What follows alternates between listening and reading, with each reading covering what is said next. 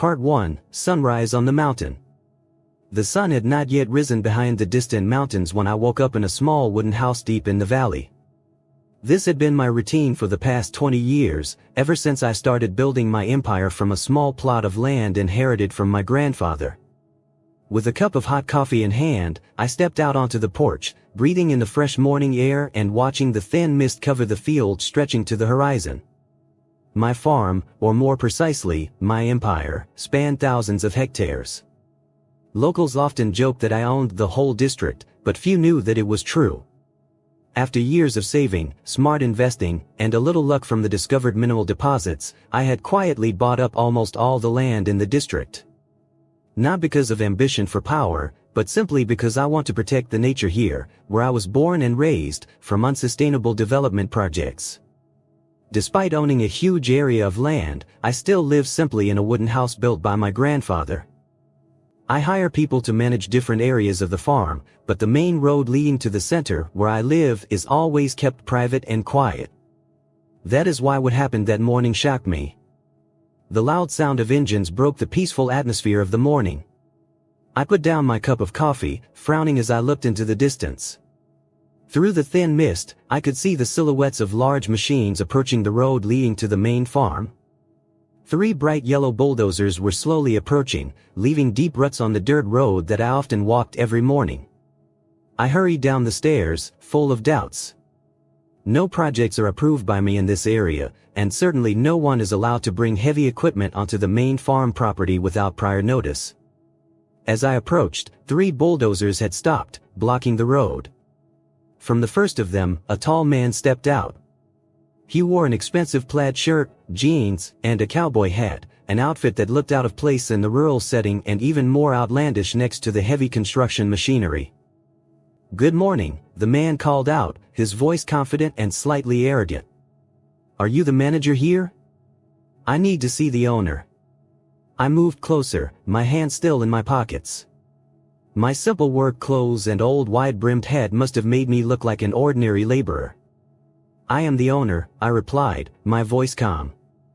"And you're standing on my land with bulldozers that I don't remember allowing in." The man looked me up and down, a half-smile on his face. "I'm VIET David," he introduced himself, not bothering to shake hands. "I just bought the land across the creek from the Anderson Company. And as far as I know, this road is a public right-of-way." I raised an eyebrow. The Anderson Company had sold the last piece of land in this area that didn't belong to me without notice? That was surprising, but not a big deal. What was worrying was that this man didn't seem to understand land ownership here.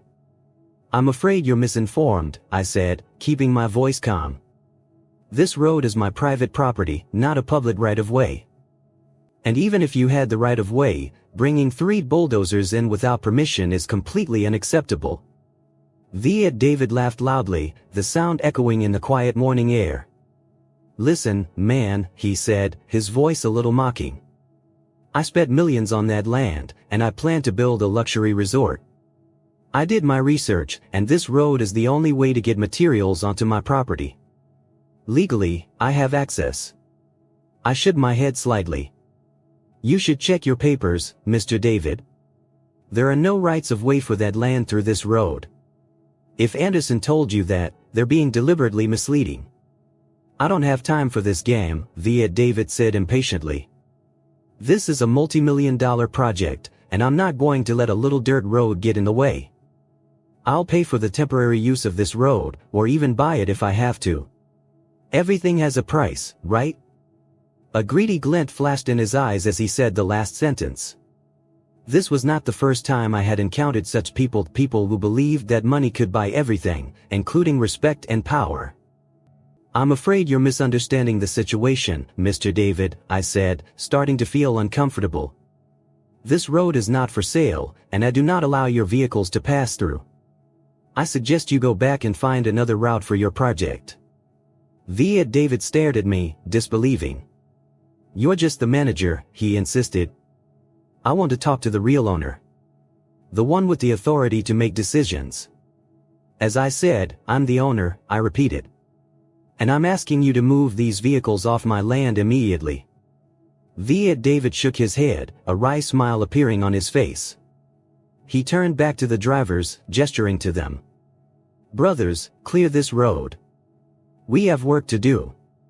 My heart pounded at the brazen arrogance. 3 bulldozers roared into life, the roar of their engines shattering the morning silence. I took a few steps back and pulled my phone out of my pocket. Part 2, Confrontation. My call was answered after 2 rings. Jake, I need you and security to the main road immediately. Someone is trespassing with heavy equipment. I kept my voice calm but firm, not taking my eyes off VIET David.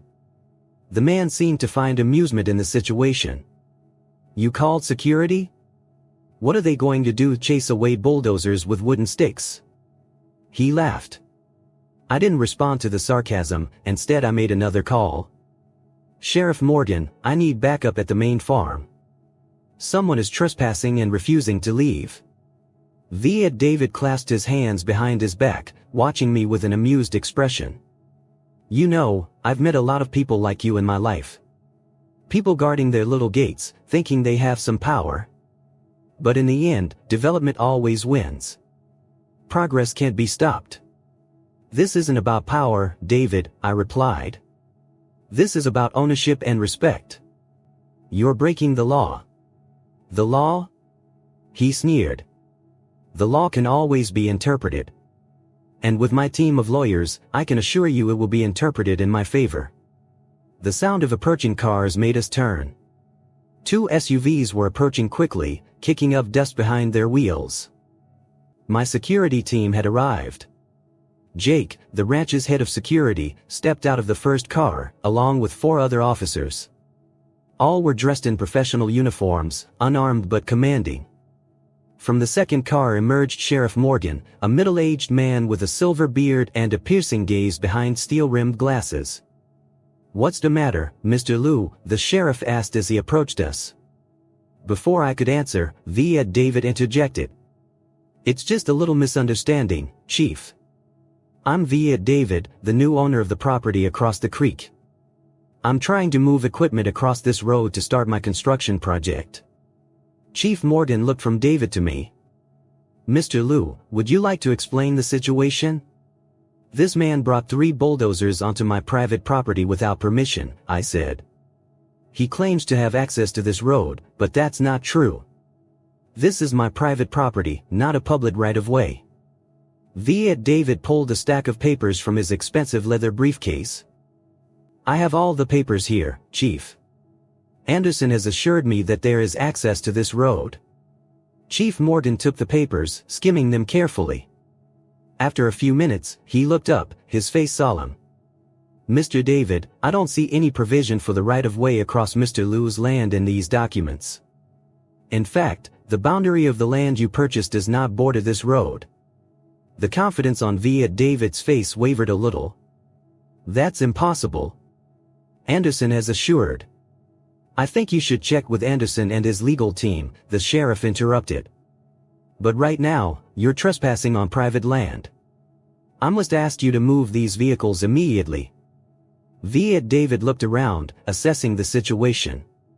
My security team had formed a line along the road, and Sheriff Morgan stood firmly beside me. He must have realized he was losing the battle. Okay, he finally conceded. But this isn't over. I'll check with my attorney, and we'll handle this professionally. I'm all for that approach, I replied, my voice calm. It's always better to handle things legally and respectfully. VIET David gestured to the bulldozers, telling them to turn around. The heavy machines slowly turned, creating deep ruts in the dirt road. As the bulldozers moved, VIET David moved closer to me, lowering his voice so that only I could hear. You may have won the first round, but I always have a way to get what I want. That land is going to be the most luxurious resort in the area, and your little road can't stop me. I looked him straight in the eye, not avoiding it. You don't understand the situation, Mr. David. Maybe it's time we cleared a few things up. Part 3, the truth comes out. After the bulldozers had left, Sheriff Morgan turned to me with a small smile. Interesting morning, Mr. Liu? I don't think anyone has challenged you like that in years. I nodded, watching the dust settle on the road. That man doesn't know who he's dealing with. I suspect the Anderson Company has deliberately misrepresented the land ownership situation here. Could it be that they don't know that you own most of the land in the county? The sheriff wondered. They do, I replied. But maybe they think a rich businessman from the city can change the status quo. Or maybe they just want to get rid of that land and push the problem onto someone else. Jake, the head of security, approached us. Do you want us to increase patrols in this area, Mr. Liu? I don't think the guy will give up that easily. Let's keep things as normal, Jake, I decided. But have the legal team prepare all the paperwork regarding our land ownership, especially the areas surrounding Mr. David's new land. I want everything ready when he gets back. That will be done, Jake nodded and turned toward the car. Sheriff Morgan put his hand on my shoulder.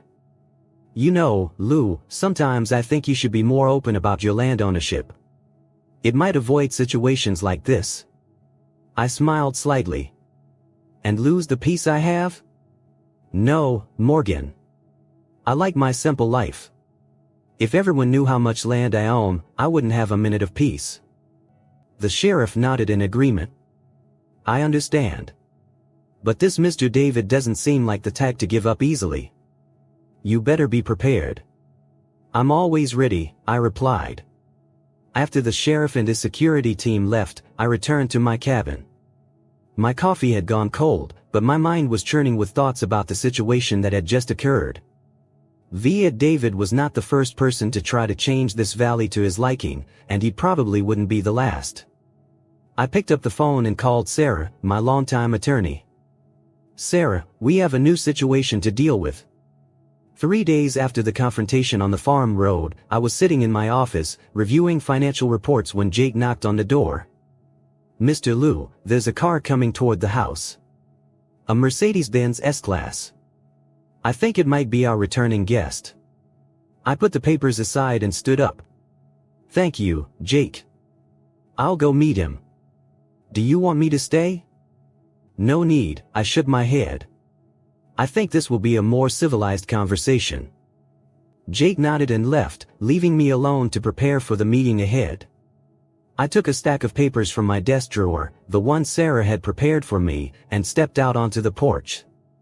The shiny Mercedes slowly approached and stopped in front of the house. The door opened, and VIET David stepped out, alone this time. He was still dressed in his business attire, but without the cowboy hat. Instead, his face wore a more serious expression. Mr. Liu, he called as he approached the porch. We need to talk. I think so, I agreed, gesturing toward 2 wooden chairs on the porch. Please sit. VIET David hesitated for a moment before climbing the steps and sitting down. He looked around, taking in the simple wooden house and the beautiful natural surroundings. It's beautiful, he admitted. I understand why you want to protect it. I guess you've learned more about the situation since our last meeting, I remarked. VIET David nodded, a small smile appearing on his face. I had an interesting conversation with the Anderson firm and my legal team. It seems there are some gaps in the information I received about the area. Gap? I raised an eyebrow. That's an understatement. Well, it seems I wasn't informed that the land I bought was in the middle of other properties owned by a single person. He paused. And I wasn't told that that person owns 85% of the land in this county. 95%, I corrected. After the last deal last month. VIET David's eyes widened a little. I see. So the Anderson Company sold me a piece of land that was isolated, without legal access, and in the middle of your land empire. That's right, I nodded. Although I don't like the word empire. I'm simply a person who cares about land and conservation. A person who cares about billions of dollars, VIET David sneered. Value is not my goal, I said, my voice calm. It's just a consequence of owning land for a long time and investing wisely. VIET David nodded, seeming to reassess me. So, Mr. Liu, I guess you're prepared for this meeting. I have a few proposals, I handed him the file. 3 options, actually. First, I'm willing to buy your land back for 20% more than what you paid. Second, I can grant you access to your land through another road, not this main road, on the condition that you comply with strict environmental protection regulations. And third, partner with you? VIET David guessed. That's right. I think the idea of a luxury resort isn't all bad, if it's done sustainably and respectfully. The third proposal is for us to work together to build a luxury eco-resort, one that blends with nature, not destroys it. VIET David flipped through the documents, his eyes focused on the numbers and terms. After a few minutes of silence, he raised his head, looking impressed. Your proposals are generous, especially the buyout option. 20% of the profits for a deal that will last less than 2 weeks isn't bad, he remarked. But I'm curious about the third option. Why would you want to work with someone who tried to bulldoze a road into your farm? I took a sip of hot tea from the cup on the table. Because I appreciate people with vision and determination, even if their methods are imperfect. You have experience in the luxury hotel industry that I don't. And from what I've learned, your previous project in Arizona achieved some impressive results in sustainable design. VIET David looked surprised. You did your research on me. Of course, I nodded. Just like you did after our first meeting. That's how business works. A slow smile spread across VIET David's face. I underestimated you, Mr. Liu. At first glance, you look like a conservative old farmer, but in reality you're a shrewd business strategist. And you look like an arrogant, successful businessman, but you seem to know how to listen when necessary, I replied. So, what do you think of my proposals? VIET David put down the file and looked out toward the mountains. I need some time to think about it. But I have to say that the idea of a high-end eco-resort has a certain appeal. It could create something unique. I think so, I agreed. This land has incredible potential if developed properly. But I'm still curious, VIET David said, turning to look at me. Why do you own so much land? And why do you live like this? He gestured toward the simple wooden house. I smiled, stood up, and gestured for him to follow. Let's take a walk, I'll explain. Part 4, The Walk and Understanding. We walked down the wooden steps and along the small path leading into the forest. The sun was high in the sky, casting golden rays through the foliage, creating a beautiful natural picture. My grandfather came to this land more than 70 years ago, I began as we walked. He was just a poor immigrant with little money but a dream. He worked hard and eventually bought a small piece of land, which is where the cabin now stands. When my father took over, he expanded a little, farming and raising cattle on a small scale. But the turning point came when I discovered a copper mine on a remote part of the farm. Instead of selling that land to mining companies, I started my own company and developed the mine in the most sustainable way possible. VIET David nodded, listening attentively. And from there, he started buying more land. Yes, I confirmed. At first, it was just to protect the areas around the copper mines from overexploitation. But then I realized that the land was changing. Developers were coming in, old farmers were losing their heirs, and nature was being threatened. We reached a small hilltop that overlooked a vast valley stretching to the horizon. From this vantage point, the vastness of the land became clear, green forests, vast grasslands, and majestic mountains in the distance. Everything you see, from the stream in the east to the mountains in the west, is largely mine, I said, not boasting, but simply stating the facts.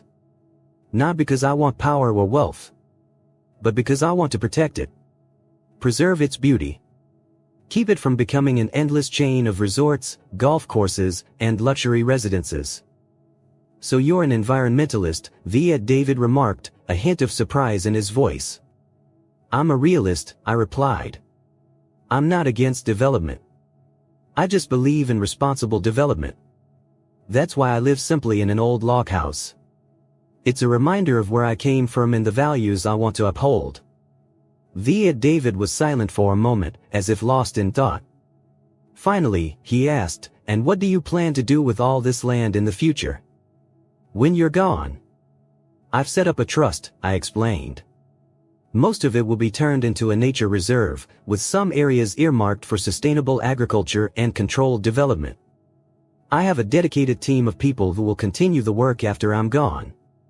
We stood there for a moment, looking down at the valley in comfortable silence. The wind blew through our hair, carrying the scent of grass and wildflowers. "You know, VIET," David finally said, "when I first met you, I thought you were just a stubborn old man who was blocking progress. But now I see you have your own vision." "Like you," I replied. "We just see the world through different lenses." "And do you think we can combine those visions?" he asked, turning to look at me. "I think it's worth a try," I nodded. An eco-resort could actually be a model for sustainable development. Not a trade-off between profit and conservation, but a way to demonstrate that the two can coexist. "I like the idea," VIET, David admitted. "But I still need to look at the terms." "Of course," I agreed. "Take your time. This land has been here for thousands of years. It can wait a few more days." As we headed back down the trail to the house, VIET, David suddenly stopped. "Mr. Liu, I want to apologize for my behavior the first time we met. I acted disrespectfully and arrogantly." "Accepted," I nodded. "I've seen many people like you before, Mr. David. Successful people tend to believe that they can overcome any obstacle with sheer force of will and money. That's not a bad thing, but sometimes it needs to be balanced with humility and respect." "A valuable lesson," he admitted. "And you can call me David. VIET is just my middle name." "And you can call me Henry," I replied with a smile. Part 5, Unexpected Partners. 2 weeks after David and I had our walk, we sat in the office of Sarah, my attorney, to sign the partnership agreement. Both sides' legal teams had been working tirelessly to finalize every detail, and in the end, we had reached an agreement that we were both happy with. "So, gentlemen," Sarah said as she placed the final contracts in front of us. "By signing these documents, you will officially become partners in the Sierra Eco Resort project, the first luxury eco-resort in the region." David and I exchanged glances, a silent understanding running between us. From bitter rivalry to business partners in just 1 month, it was a journey that neither of us could have predicted. "I have to admit, Henry," David said as we picked up our pens. "I originally thought I would take the money and leave. But after seeing this land, I couldn't turn down the opportunity to be a part of it. And I never thought I'd be partnering with someone who tried to bulldoze his way into my farm with 3 bulldozers," I chuckled. David laughed too. "Not the best start, right? Sometimes the worst starts lead to the best endings," I philosophized. We signed the contract, formalizing our partnership. Sarah and the other lawyers congratulated us, then left so we could discuss the project in more detail. "So," David said when we were alone, "an eco-resort. How do we make it happen without ruining the natural beauty of the area?" I opened my briefcase and pulled out a set of drawings.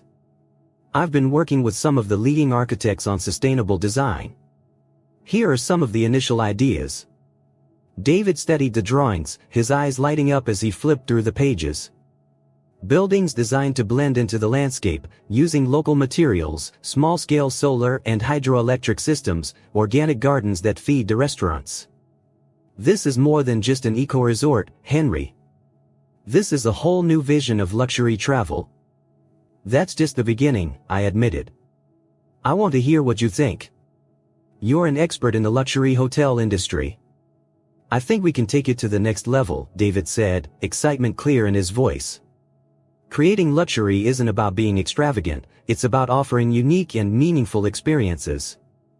Being surrounded by nature while still maintaining comfort and class." "Exactly what I was thinking," I nodded in agreement. "And we can create opportunities for the local community to get involved, from providing local produce to meaningful employment." We continued to talk for hours, sharing ideas and building a shared vision. Despite our differences in style and approach, we found that we were surprisingly complementary. My long-term vision and commitment to conservation combined with David's keen business sense and understanding of the luxury market. As we finally left the attorney's office and stepped into the late afternoon sunlight, David suddenly paused. "You know, Henry, I still don't understand how you keep your land ownership so secret. How does no one know that most of the land in the county belongs to one person? I smiled mysteriously. There are ways to keep information private, David. Subsidiaries, trusts, and a little intentional modesty. People often see what they expect to see. They see an old man living in an old cabin, and they make their own assumptions. Like I did, David admitted. I looked at you and saw a conservative old farmer, not a successful businessman who owns 95% of the county. And I looked at you and saw an arrogant invader, not a potential partner with valuable ideas, I replied. We can all learn from our mistakes. On to the next one, David held out his hand. On to the next one, I repeated, shaking his hand. Part 6, 1 year later. The sun was setting behind the Sierra Mountains as I stood on the balcony of the chalet, looking down at the valley where the Sierra Eco Resort project was taking shape. Unlike most construction sites, the area didn't feel chaotic or out of place. Instead, the new buildings seemed to rise naturally from the landscape, with organic lines and local materials that blended into their surroundings. The door opened behind me, and David stepped out, 2 glasses of red wine in hand. A spectacular view, isn't it? He remarked, handing me one and standing beside me at the railing. An incredible accomplishment in just 1 year, I agreed, taking the glass. You've delivered on your promises on schedule and quality. And you've delivered on your promises on the environment, David pointed out. Our friends in the industry couldn't believe we'd built a luxury resort without destroying a single tree. They thought it was impossible. What they really thought was that it couldn't be profitable, I said, sipping my wine. That's what surprised them. The reservation list is getting longer every day, David nodded. Turns out, there's a huge market for sustainable luxury. Who would have thought? We laughed, savoring the moment. A year of working together had transformed us from rivals to friends, a friendship based on mutual respect and shared passion. You know, David said after a moment of silence. I never thought I'd say this, but I'm grateful that you blocked the path of 3 of my bulldozers that day. And I'm grateful that you were so stubborn about not giving up, I replied, laughing. Otherwise, we would never have had the chance to create something as special as this. To the happy misunderstandings, David raised his glass. And the unexpected partners, I replied, clinking my glasses with his. Down below, in the twilight, Sierra Eco Resort shone like a precious gem carefully placed in the arms of nature. Not an invader, but a harmonious part of the landscape. Not a symbol of usurpation, but a testament to how humans and nature can coexist and even thrive together. And it all started with 3 bulldozers and a confrontation on a peaceful morning. As darkness fell over the valley, the resort's lights slowly came on, not bright or overwhelming, but soft and warm, like little stars in the black ocean of night.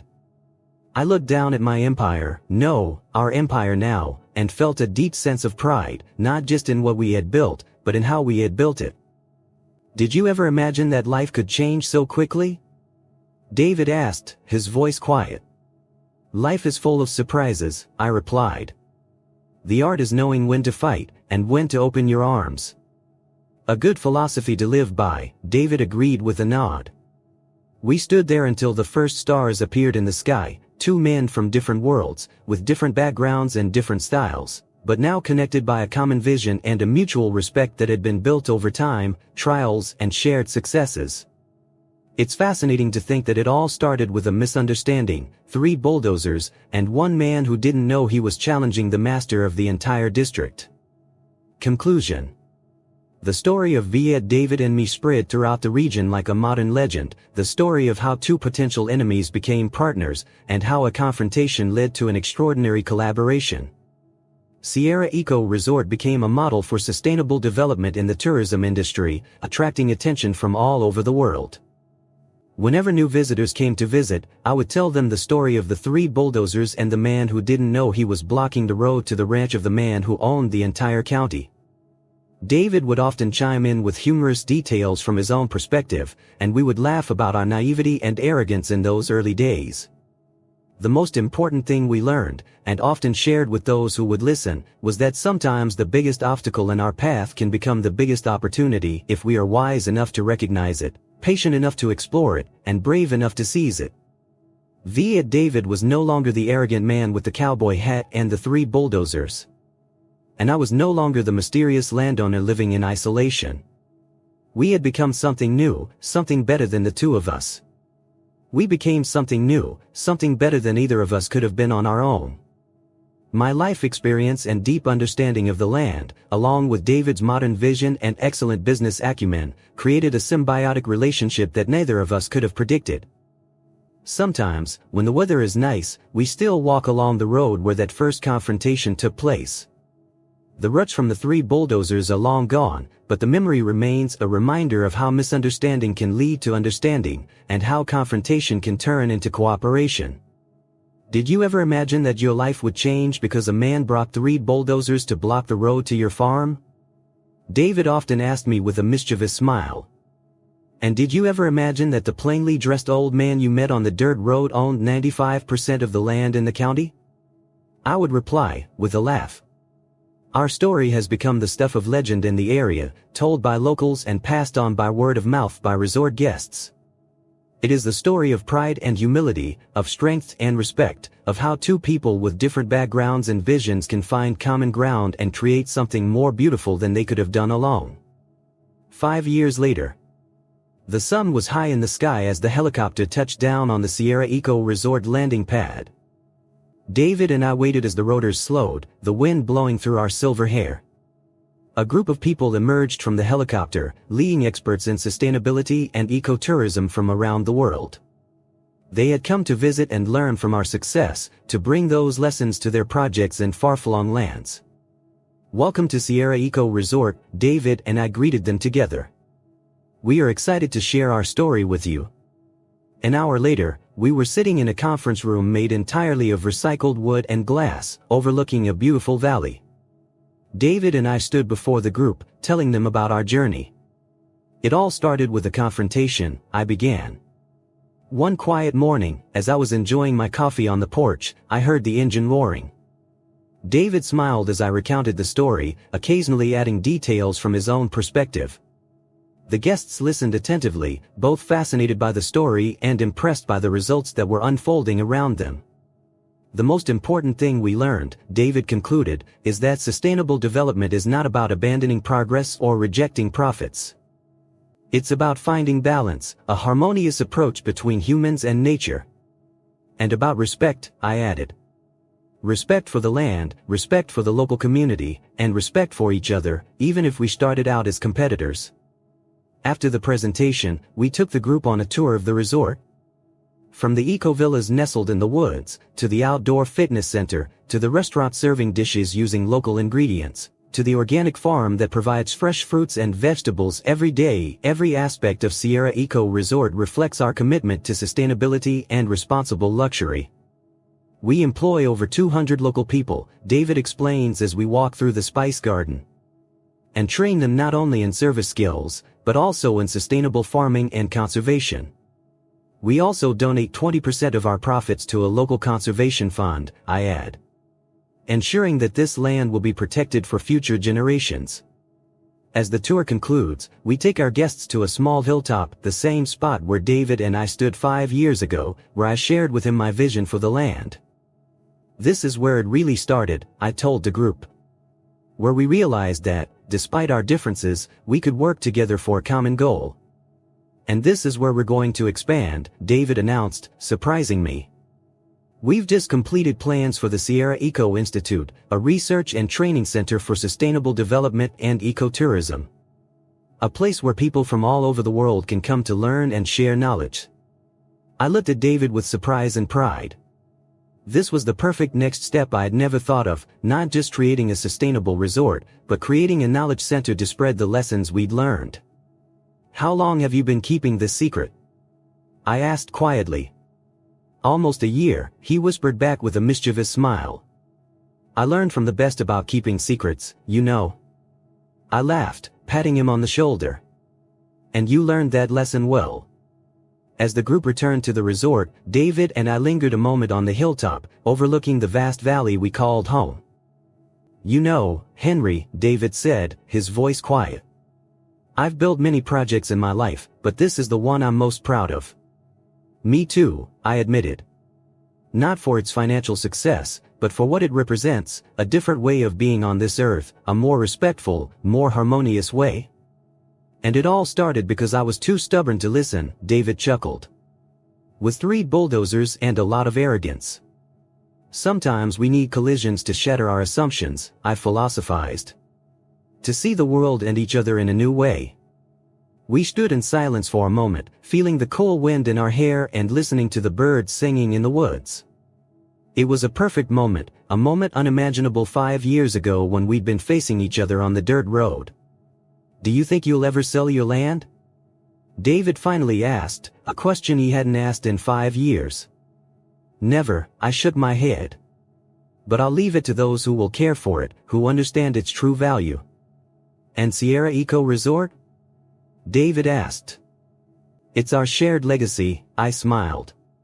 "Proof that sometimes potential enemies can become the best of friends, and that confrontations can lead to great collaborations." David nodded, satisfied with the answer. To the difficult beginnings, he raised the glass of water we'd brought. And the unexpected endings, I clinked glasses with his. Under the afternoon sun, Sierra Eco Resort shines like a jewel in the wilderness, not an alien object invading nature, but a harmonious part of the landscape, a testament to how humans and nature can coexist and thrive. And I, the owner of the entire district, have found something more precious than land or money: a friend, a partner, and a legacy that will last long after we are both gone. Afterward. The story of VIET David and Henry Liu has become a legend in the sustainable tourism industry. Sierra Eco Resort and the Sierra Eco Institute have since become destinations for those who want to learn how development can go hand in hand with conservation, and how luxury can exist in harmony with nature. When new guests come to the resort, they are often told the strange story of its beginnings, of 3 bulldozers, of an arrogant man who didn't know he was challenging the owner of an entire district, and of how that confrontation turned into one of the most successful partnerships in the history of sustainable development. Sometimes the biggest obstacle in our path can be the biggest opportunity, Henry often says at the end of a story. If we are wise enough to see it, patient enough to explore it, and brave enough to seize it. And David often added, and sometimes, the enemy we think we can't overcome is the companion we need the most. Years later, after both Henry and David are no longer in this world, Sierra Eco Resort and Sierra Eco Institute continue to grow and thrive, run by a trust they set up together. The land is still protected, nature is still respected, and the story of 2 men with different visions finding common ground continues to be told. And in a remote mountain range, in a beautiful valley, there is a small dirt road where it all began, where an American man named VIET David blocked the entrance to the farm with 3 bulldozers, not knowing that he was challenging the owner of the entire county. It's where a confrontation turns into a dialogue, and where 2 different people discover that sometimes, the best path forward isn't one's own, but a new path they can build together. The end.